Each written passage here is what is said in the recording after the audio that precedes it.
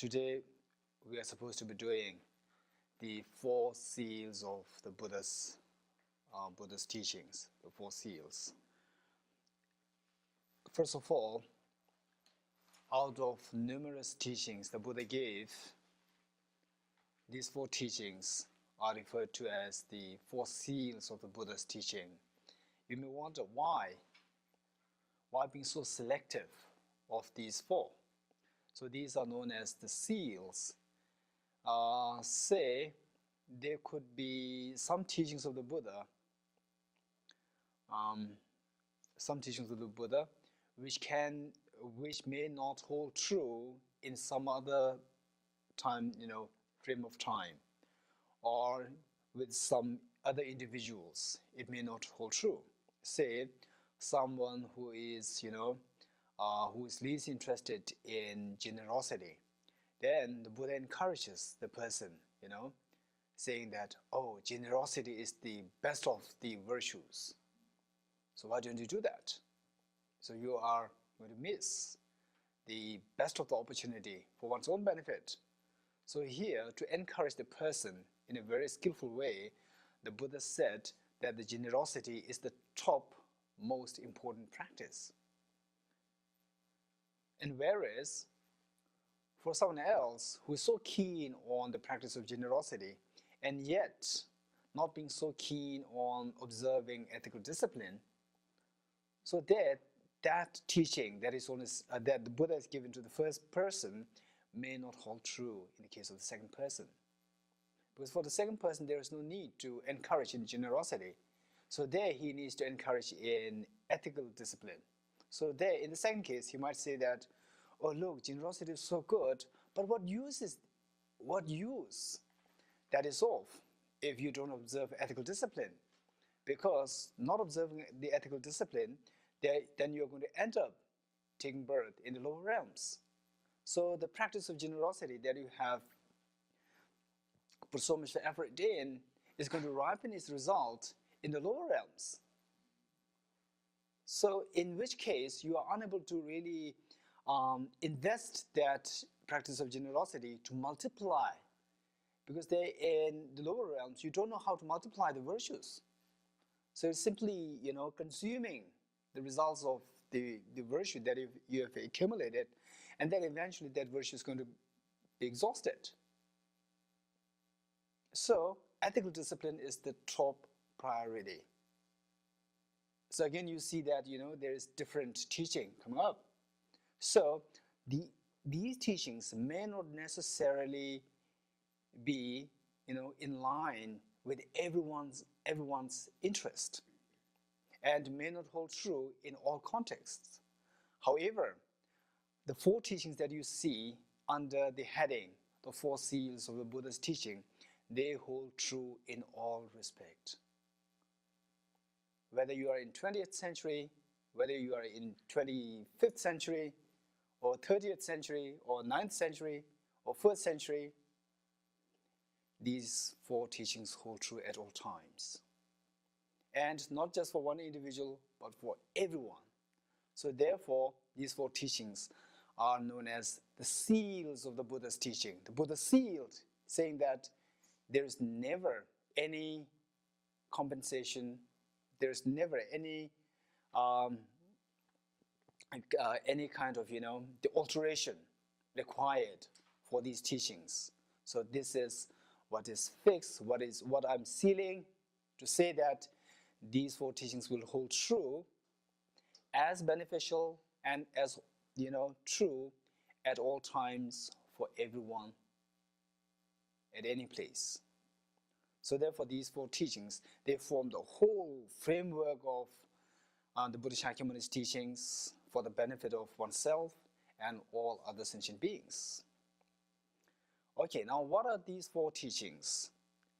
And there could be more than that, which hold true and which is also beneficial to oneself and others. Then why only four?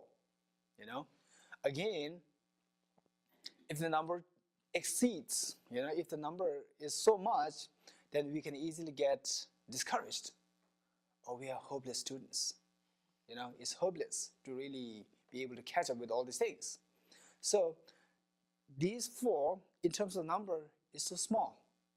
And on top of that, these four can rightly encapsulate the complete form of one's practice. So this is the beauty of this teaching.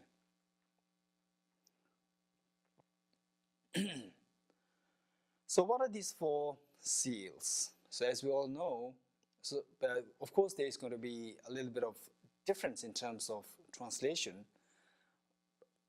Generally we can say all composite things. Some translators can offer you the translation compounded. These two just mean same. All composite things are impermanent, number one. Number two, all contaminated things are of the nature of suffering. Number three, everything is of nature of emptiness and selflessness. And finally, transcending sorrow is peace and ultimate virtue. Transcending sorrow is peace and ultimate virtue. So now let's see how these four teachings encapsulate the entire path and the entire spectrum of the Buddha's, the practice that we are to do so that we get to the state of nirvana or enlightenment. And this same teaching, the teaching on these four seals, can be expanded to all other teachings, and they can be all other teachings can be again abbreviated or shortened in these four seals of the Buddha's teaching. First one, all composite things are of impermanent nature.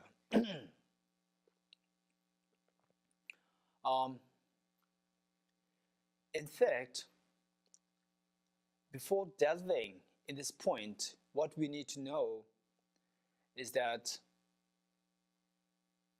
what for we have to practice Dharma? One, what for you are sleeping? What for you are taking your breakfast? Or what for you do things that you like? Eventually the answer is going to boil down to I want happiness. This is the ultimate answer. Say someone, Obama and who is that guy? McCain, they're fighting for votes. Why? If you ask them, if you push them with this question, eventually they will come up with the answer that I want happiness. I think this is how I'm going to gain happiness. And if you ask a Bodhisattva, why are you giving your limbs? Why are you giving everything away to everyone else? Again, they will say, it makes me happy to see others happy.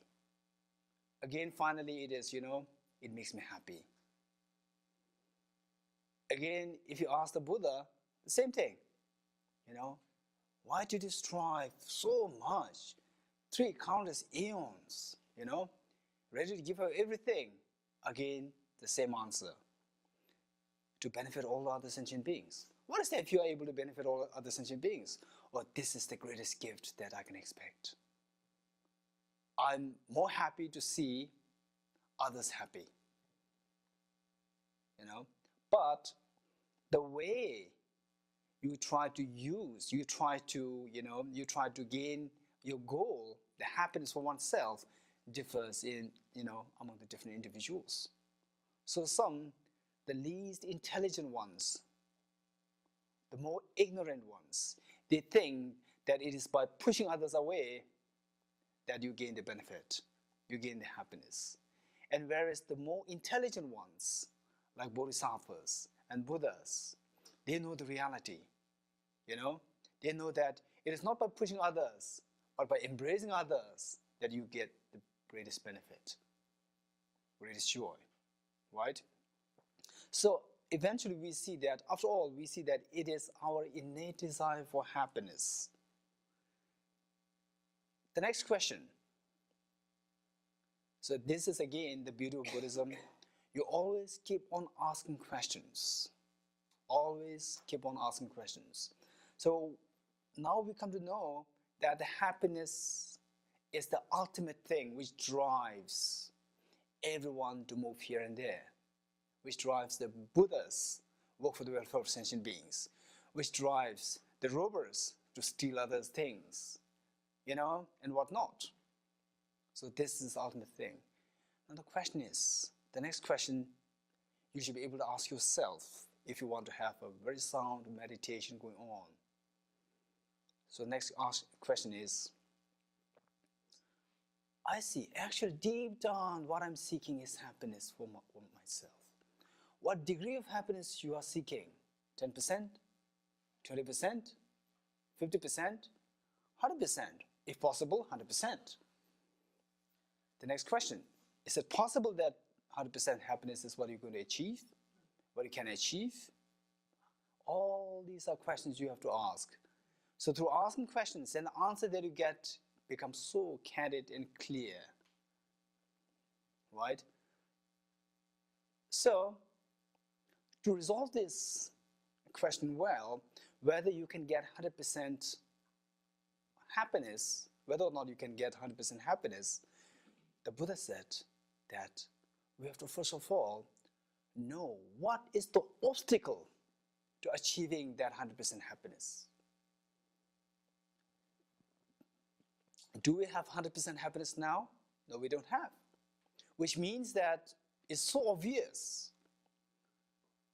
It's also obvious that the obstacle to achieve the 100% happiness is there within us, so intact. This is a clear indication. So now our job is to explore what is that obstacle which comes in the way to achieving the 100% happiness. So we see that it is not just a physical body which comes in the way to achieving the 100% happiness. Something to do with the mind.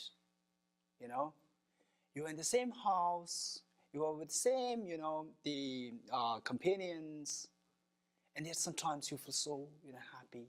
Sometimes you feel so sad, low-spirited. What is that? It's not the physical thing that is, determining that. It is just your own mental thinking. So it must be something there within my mind. The obstacle must be there within my mind. So what is that? Again, we have to examine. Say,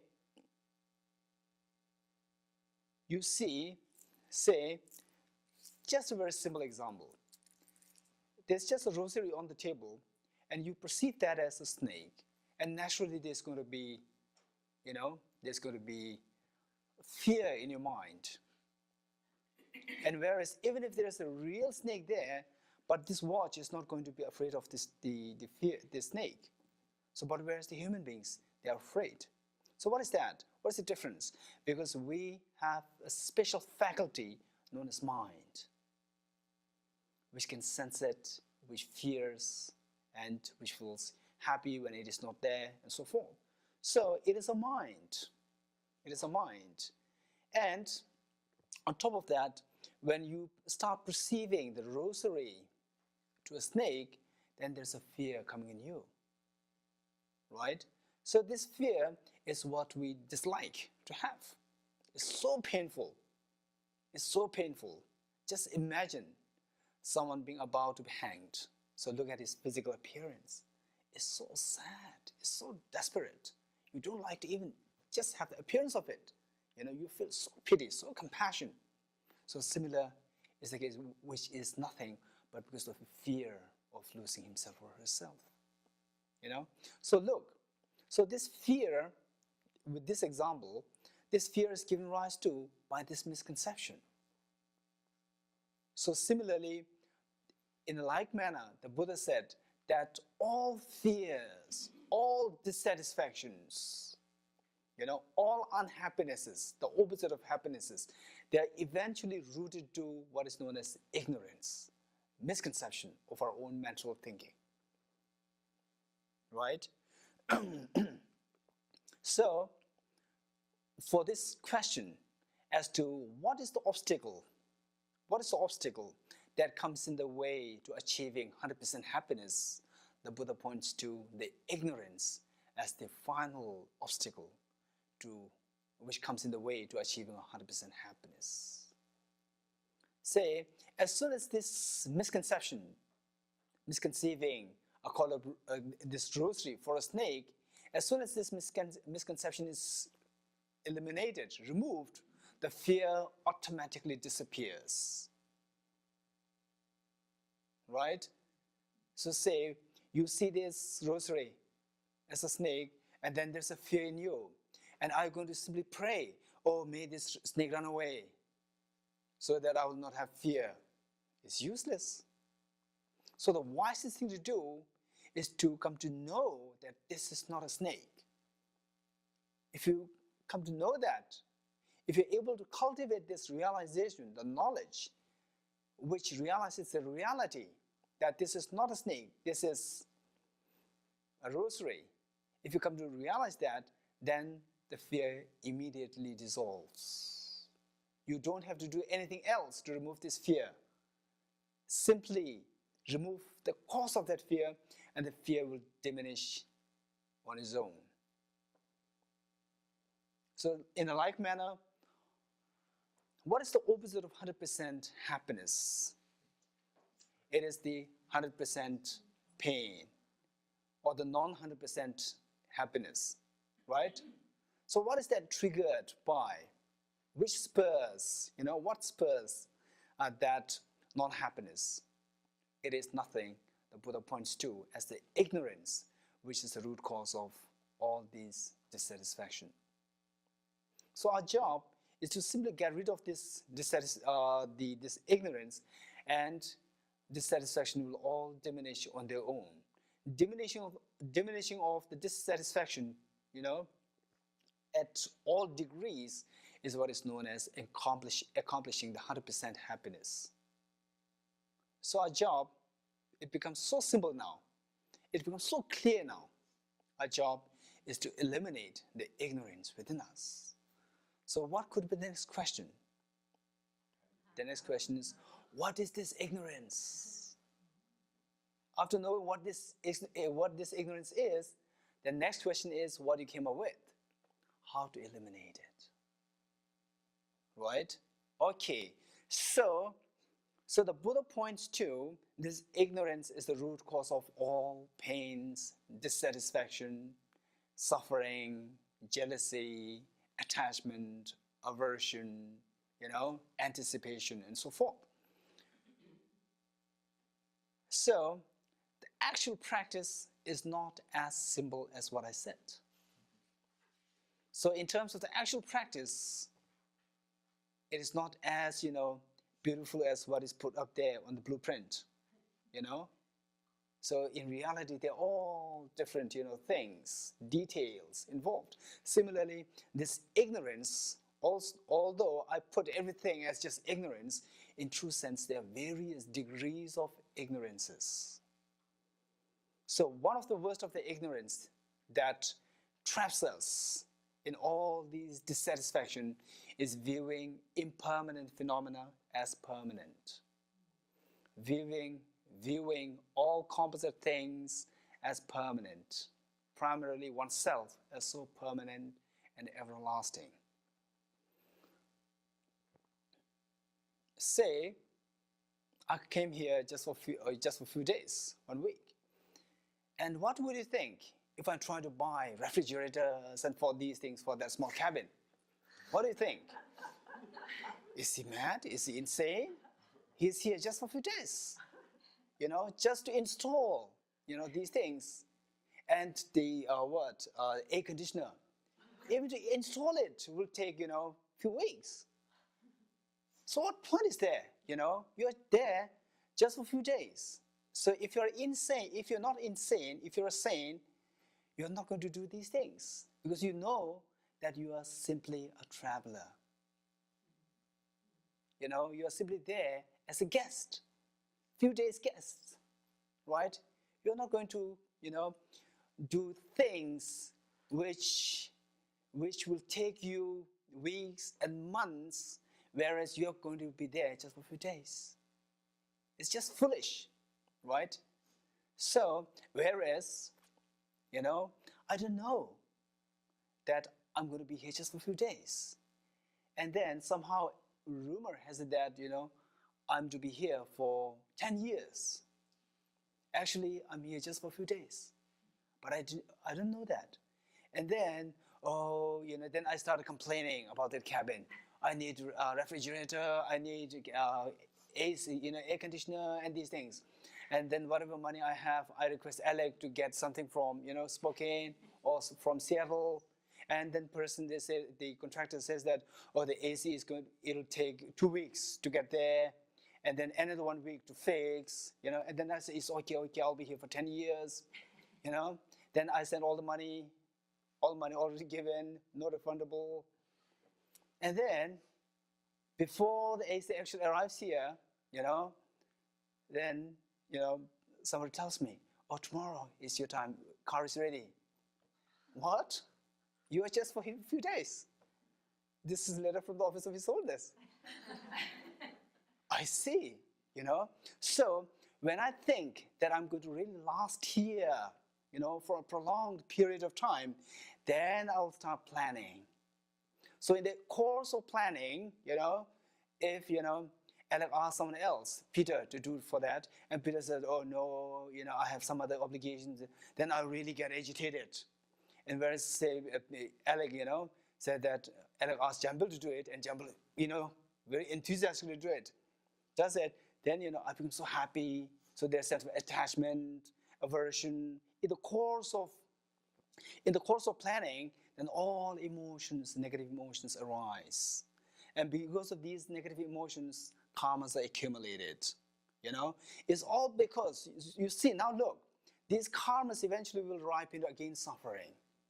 It'll keep on in the form of chains of suffering, ripples of suffering. So they're given rise to by the karma, which in turn by accumulated because of my negative emotions such as hatred towards, disliking towards Peter for not being able to, for not being considerate enough to do something for me, and being a sense of, liking towards Damdul for doing things so efficiently, and these things. So in the course of planning, then I accumulate karma because of these negative emotions arising in the course of planning. And these negative emotions arise, why? Because of my, misconception. Because of my misconception that I'm going to last here for a few months, for a few years. It is for the next 10 years. It is because of this misconception that all negative emotions are given rise to, which in turn gave rise to karmas, which in turn gave rise to the next, suffering in samsara. So we see that eventually that is rooted to what? My remaining here for 10 years. So similarly, worse than that would be, I would be eternally existent. Not just 10 years, eternally existent. I'm permanent. So this triggers all negative emotions. You would then tend to plan, plan to live for 1,000 years. You know that we are going to not live for the next 80 years. Intellectually we know that. But on the experience level, on the feeling level, we don't agree with that. We think that we're going to live for 1,000 years, 2,000 years, like that. And accordingly we plan, right? So whereas it is because of this misconception that we're so permanent, eternally exist. For example, I'm here, so I don't know whether you call me young or old or middle-aged or whatever, but say I expect myself to live for another, 40, 50, 60 years like that. But in true sense, who knows? I'm going to, disappear from this world tomorrow. Who knows? Some of you might be weeping tomorrow for me, having disappeared from this world. Who knows? We don't know. This is fact. So if we know this, not only know this, but if we really reflect on it and then transfer this integrate this and translate that into our emotional level, into our experiential level, then we see that, just as someone who knows, myself knowing that I'll be here just for a few days, I don't even think of getting, refrigerators and, AC and these things for this small cabin. I'm not going to plan this. Because I don't plan this, the afflictions which can potentially arise in, associated while planning will not be there. Because of which karma is not accumulated. Because of which I don't have to undergo the experiences of pain of this karma.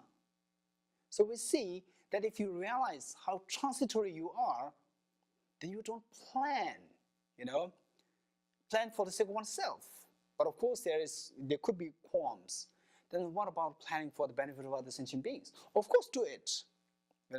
So the Bodhisattvas, when it comes to themselves, when it comes to themselves, then they simply reflect about the transitoriness of themselves. And whereas when it comes to others is not just one individual person.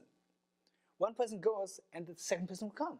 So you plan not just for one person, but for the benefit of all the other beings bound to come. So for the Bodhisattvas, in terms of oneself, you should be well aware of the fact of the transitoriness of oneself. And in relation to other beings, you plan, you do everything. For example, the Sravasti Abbey Venerable Children is taken care of. This is how, the Bodhisattvas really should be doing.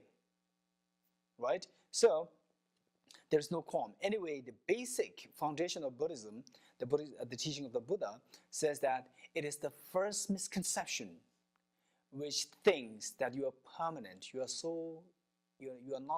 non-transitory, you are so eternal, you are so permanent, which then will lead to plan for oneself, because of which, then all afflictions, all delusions, attachment, aversion, and so forth can arise. And the corresponding karmas are accumulated, which you have to account for in the future lifetimes. So therefore, the first one says that all composite things are impermanent, in true sense, as opposed to what we feel the reality is, that all composite things, including yourself, is impermanent, which means undergoes changes. They are of the nature of transitoriness. And this impermanence has two levels, the gross level and the subtle level. The gross level is in terms of discontinuing the continuum, ceasing of the continuum. For example, the tree grows, and after 10 years or 100 years, then the tree dies, it becomes dry, and then is over. So there's the discontinuation of the tree after 100 years or 1,000 years.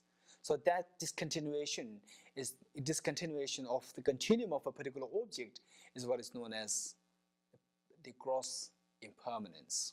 For example, ourselves, say a child is born 40 years ago, and now is a middle-aged man or woman. And then after 10, 20, 30 years, going to, disappear from this earth. So after, say, the person dies at the age of 80 or 60, so at that point, the person discontinues to remain as a person. So there's the discontinuation of the continuum of that person.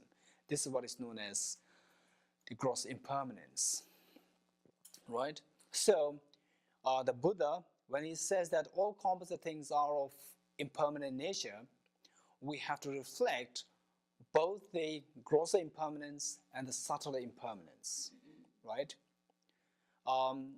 So if we reflect on the grosser impermanence first, then the subtler impermanence will make sense and can possibly come in your mind, and because of which there would be a very strong, a strong desire, urge for the practice of Dharma coming about.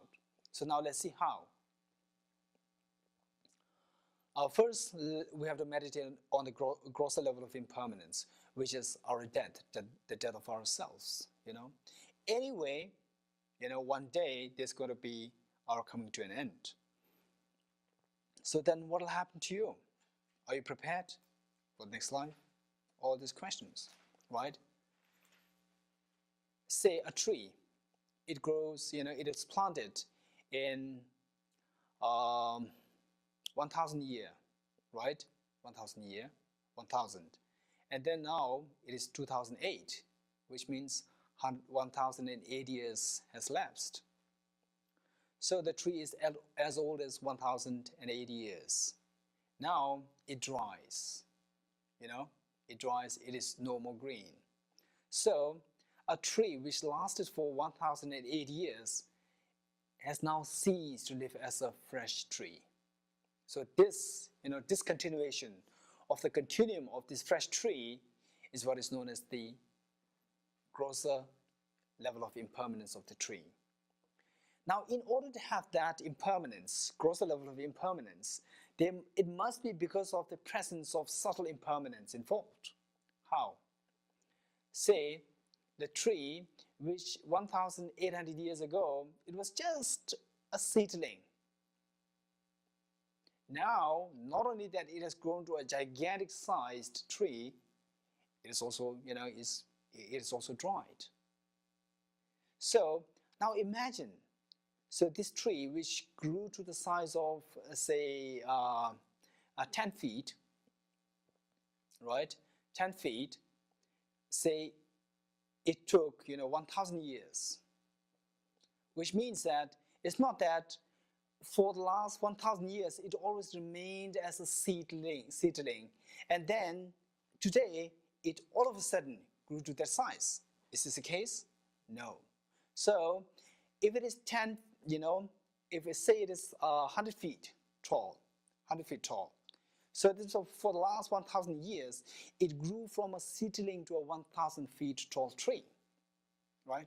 Which means that every 10 years, it grew to one foot, right? Every 10 years, which means in 100 years is 100 feet. In 1,000 years is 100, in 100 years is 10 feet tall.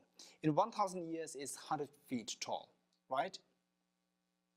So it, for 1 foot to grow, it took 10 years. Again, is it the case that 1 foot tall tree, is it the case that for the last 9 years, 9 years, 364 days, it remained a seedling? Then all of a sudden, the next day is going to be 10th year, then it grew to 1 foot? No. Again, say every year there's how to divide it. Say that one foot you divide it into 10 pieces. The first piece took 1 year. It took 1 year to grow to that first piece of one foot. And then you go on like this. You go on like this. Then you see that, the changes is there happening within years, within months, within days, within hours, minute, second, millisecond. And then you can still go on like that. And then we see that change means, it's not remaining static. It's like this. Say, if the changes is there, from second to second, it's like this. Millisecond, like this. Still subtler, like this. So the change that was undergoing in that, tree, it's not like this. It's like this, moving like this. Similarly, our body, our mind, moving like this. If you really reflect on it, reflect on it with this logic, you try to shorten the length of the time. You try to break the length of the time into smaller and smaller and smaller pieces for its growth or for its the maturation. Then we see that eventually. So first, like some of the digital watches. So mind watch is like that, The first minute it'll always remain like that. After 1 minute it'll go like this. And again remain like that for 1 minute, So then you imagine that in terms of second, what it'll do? Like this, Then you break that into milliseconds, what it'll do? Like that. Still subtler, what it'll do? Like this. Still subtler. I cannot even do it. Actually, in true sense, our body, our mind, ourselves, everything is going in this pace. This is what is known as a subtle impermanence. If you reflect on it so well, then there is a sense of fear arising in you. There's nothing to hold on to as, I or self, By the time you try to hold on to yourself as I, it already disintegrates to something else. So because of which, this is really very powerful, meditation. Say, I feel so attached to this watch. I feel so attached to this watch, say, right? So this attachment is primarily rooted to my misconception that it is so permanent, it is unchanging. But in actuality, the reality is that, through the logic that I have given you right now, just as, that tree is undergoing that change, this watch also is undergoing this change. Likewise, myself, the agent, is also undergoing this change, right? So when you feel attached to it, this means that you like to have it. Well, you go and grasp it. So say the first moment you attach to that watch which existed in the first moment, then you want to get that first moment watch. By the time your hand reaches there, the first moment of the watch is no more there. So this means, in true sense, the reality is that it's impermanent.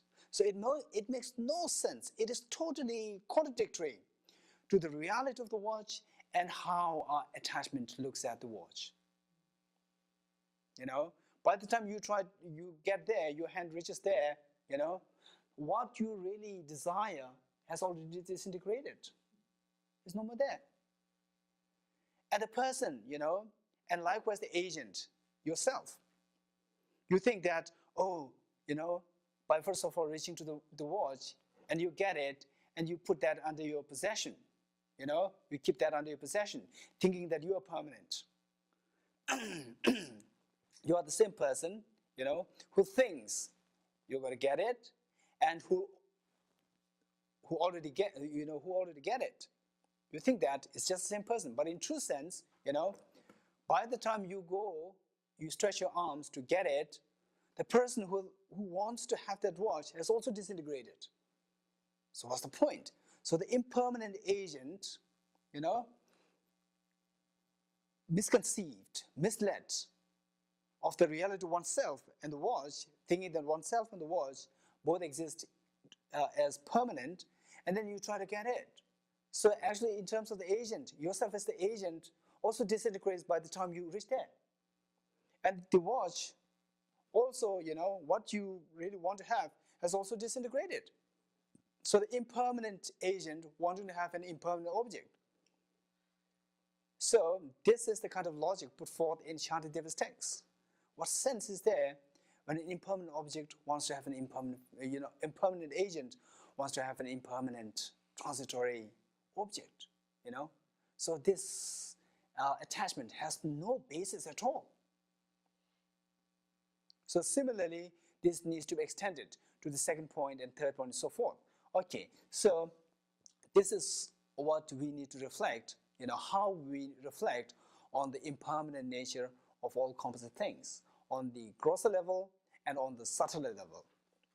And of course, we need to know that in terms of the person, in terms of the person or in terms of mind in general, you cannot think of mind in general. We cannot think of the grosser level of impermanence. Can you think of that? Because the mind in general will never come to an end. There's no discontinuation of the continuum of the mind. You agree with me or not?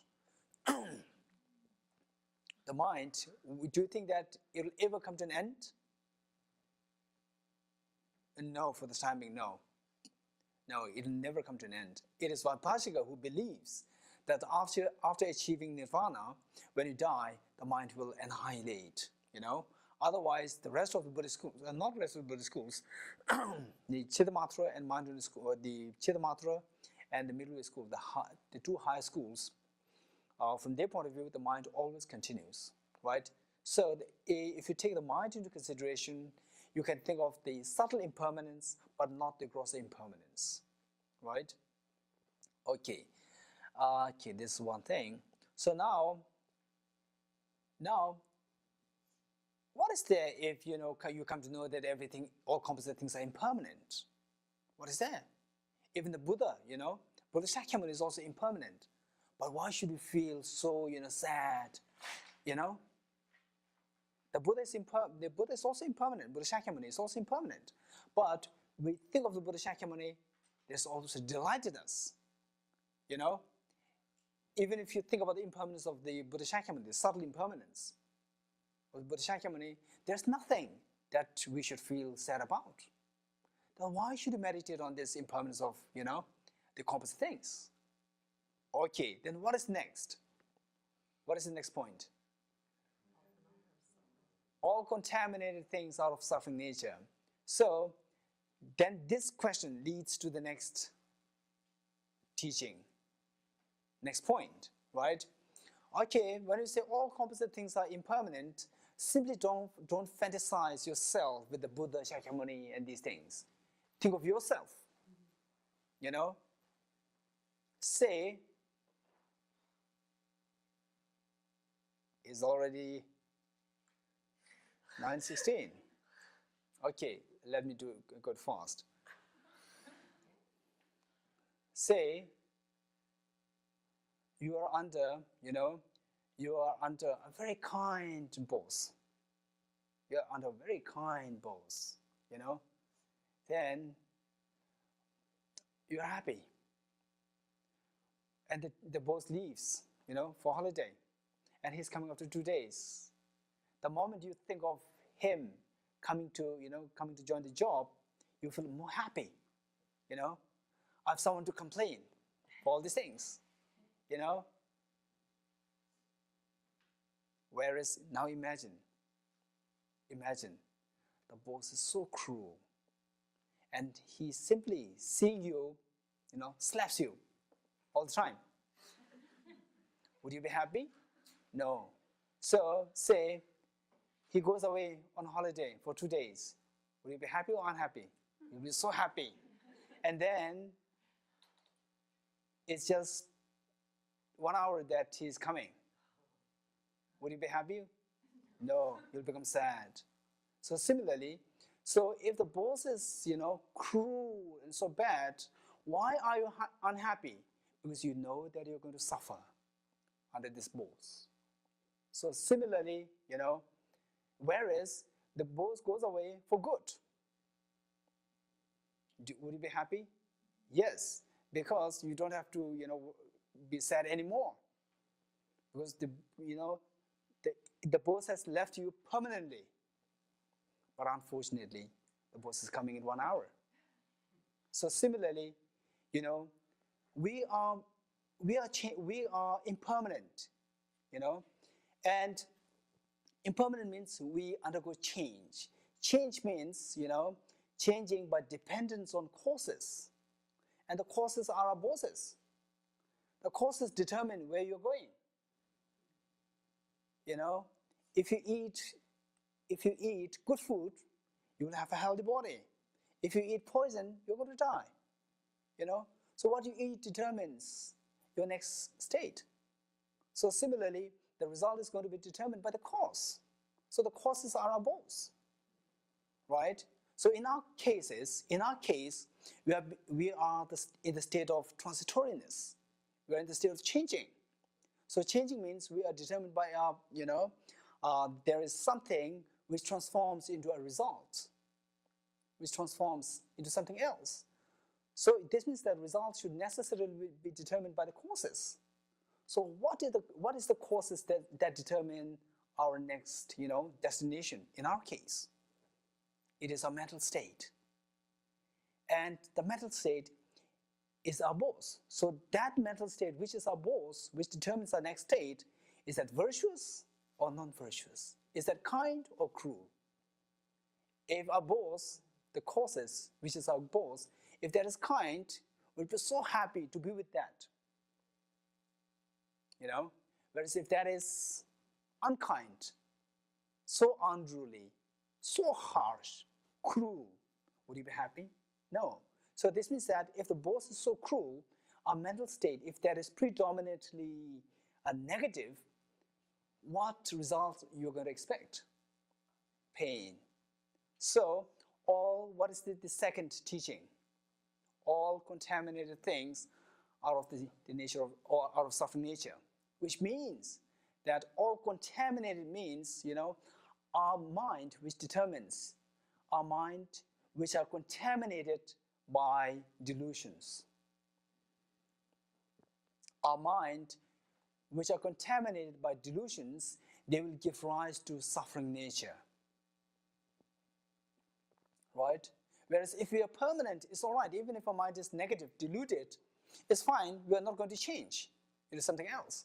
So we are not being under the power of our cause. But unfortunately, the first teaching says that all composite things are of impermanent nature, which means we have to undergo change. This is our nature. It is not the Buddha created that way. It is our nature, because we are composite, right? So if we are to undergo change, then what determines the next state? Change means, a state from original state to a new change, to a new state. So what is that new state going to be like? So that is going to be determined by the first state. So what is that first state, or what is that cause? What is about that was? This is, in our case, is a contaminated mental state. So our contaminated, as long as you are under contaminated mental state, the result it is going to give rise to is suffering. All contaminated things are of the nature of suffering, right? So this means that because of our realization of impermanence, we come to know, it gives us a very clear picture that we are going so fast towards what? Towards suffering. Because the causes that we are intact with is something so defiled and contaminated. So we are going so fast towards, suffering.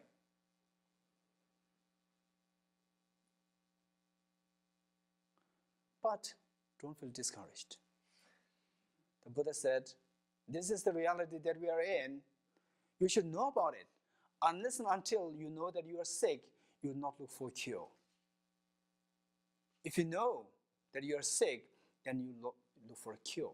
Similarly, after knowing the kind of plight that we are in, I'm no exception, every one of us in this plight, once we know that, then what is the cure? Then the Buddha comes up with a cure. It's not something that the Buddha only gives you the bad news. The Buddha comes up with the good news.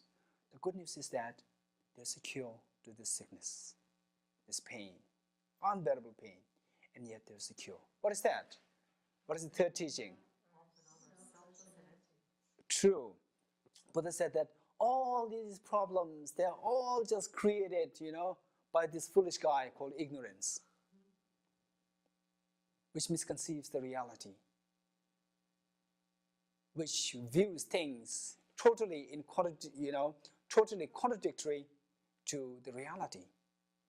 The reality has it that things simply come into being by interdependency. Things come into being by means of dependent origination. There is no absolute independent nature. But this ignorance that, lies, that resides in us so strongly, so well ingrained, things and views things to be existing as independently and inherently. This is the ignorance. So, and because of this wrong perception, all these contaminations, delusions happen in us. And because of these delusions, it will then propel you in this very fast-paced, state to a suffering. So what to do is to control something there in the cause or in the boss. What is that boss? This is the ignorance. You control that ignorance, you remove that ignorance, and then you will have a new boss. You will have, the wisdom as your boss, who is so compassionate, who is so nice, who's been so kind to you. And then it will not lead you into suffering. Although this state is the same, the impermanence, transitoriness, momentariness is just the same, but you don't have to worry. It will not lead you into the precipice. It will lead you into a wonderful paradise. So, the faster it is, better it is for you. Because the one who is leading you is so kind. It will lead you so fast into a land of paradise, nirvana, enlightenment. Right? So, now how to deal with this ignorance, the cruel boss? It is by, telling him that you have not been kind. You have been deceiving us. So how to tell him that he has been deceiving us? Because, you have been deceiving us because you have been telling us that the reality is something else, but in true sense, this is not the case. The reality is not independent. There is no independent reality, Everything exists in ways of interdependency, in ways of dependent origination. So, when you get a very clear picture as to how everything is of the nature of emptiness and selflessness, as taught by the Buddha in the third statement of the teaching, then you come to know the reality, then you come to discover the reality. Once you discover the reality, then you will not say yes to this ignorance. You will say no to the ignorance. When you say no to the ignorance, this means you have to combat with this ignorance. Because of this combating, surely you are going to win. Because you have a sound basis. You are being backed by the reality. You correspond to the reality. You represent the reality. Whereas the ignorance is totally baseless.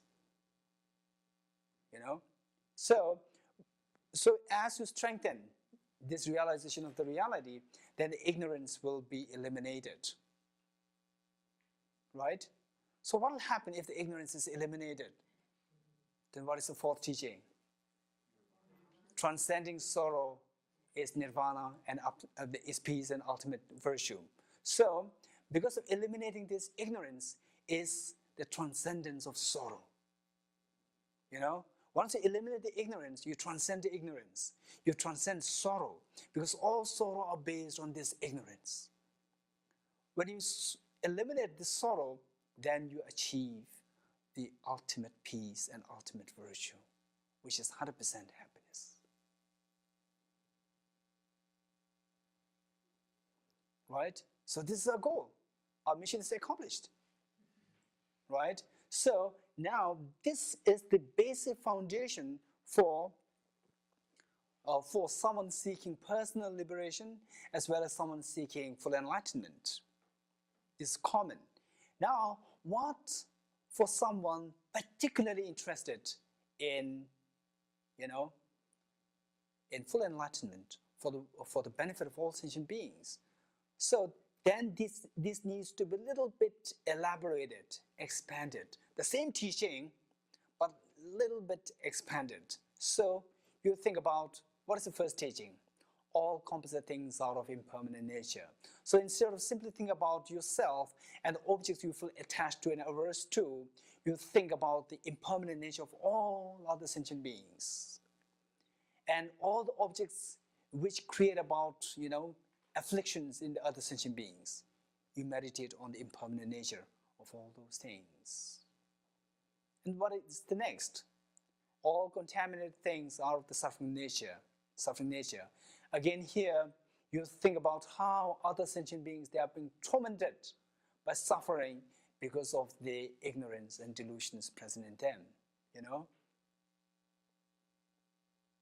And then the third one, everything is of the nature of emptiness and selflessness. Again, the same thing, just as my knowledge of the emptiness helps me eliminate the ignorance, how I wish that all beings discover this fact, that everything is of the nature of emptiness and selflessness, so that the ignorance in these beings as well be eliminated. And what will happen if they discover as well the same thing? Then there's going to be transcendence of sorrow, not only in you, but in all other sentient beings as well. So for that, for to expand your mental, reflection, to be more courageous in expanding this mental reflection, towards all other sentient beings, you must be motivated by a sense of genuine affection, a genuine closeness and compassion towards all sentient beings. And how to do that is by the practice of the two techniques, the sevenfold cause-effect relationship to cultivate bodhicitta, and the method of equalizing and exchanging oneself for others to cultivate bodhicitta.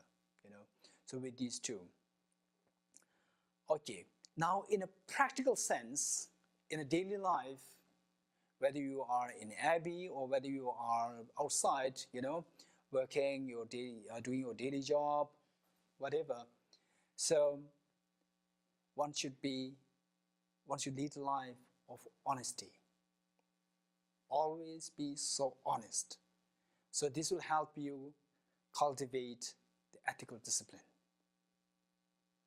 right? And always be compassionate. This will help you nurture the seed of bodhicitta within yourself. So this is what we can do even while we are engaged in our daily works. Not necessarily, that you should be in Abbey, that you should be in a monastery or nunnery. Even while you are doing your daily work, be always honest, truthful, and warm-hearted. Right? Yeah. And then, under no circumstance, give in to anger or hostility. Of course, there's going to be instances where anger, hostility, and so forth, can arise in you.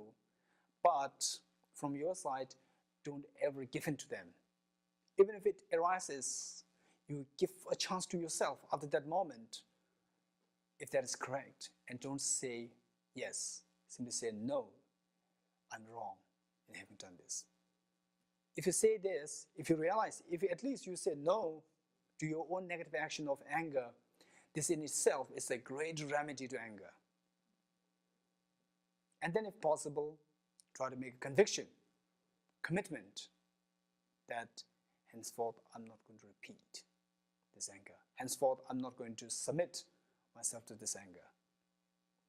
Right? Again, next time, anger can arise. Again, you do the same thing. No. I'm supposed to be a practitioner. I'm supposed to be a practitioner. And I promised, I committed myself not to give in to the anger. And again, I, give myself to anger. Give in myself to anger. No. How coward you are. Tell yourself. And you make another commitment. I'm not going to give in to anger again. How shame it would be for me to give in to anger while I claim myself to a practitioner. Say this and make another commitment that I'm not going to give in to anger again. Right? So that way, then you see that over time, anger diminishes in strength. And at one point, when there's a situation where anger is to arise, instead of anger arising, when there's anger arising, do you think there's a joy accompanying it? No, mental disturbance. So when there's a situation arising for anger to arise, instead of anger arising, there's a sense of joy happening in you. So this is an indication of your success, victory over anger. So let me end this class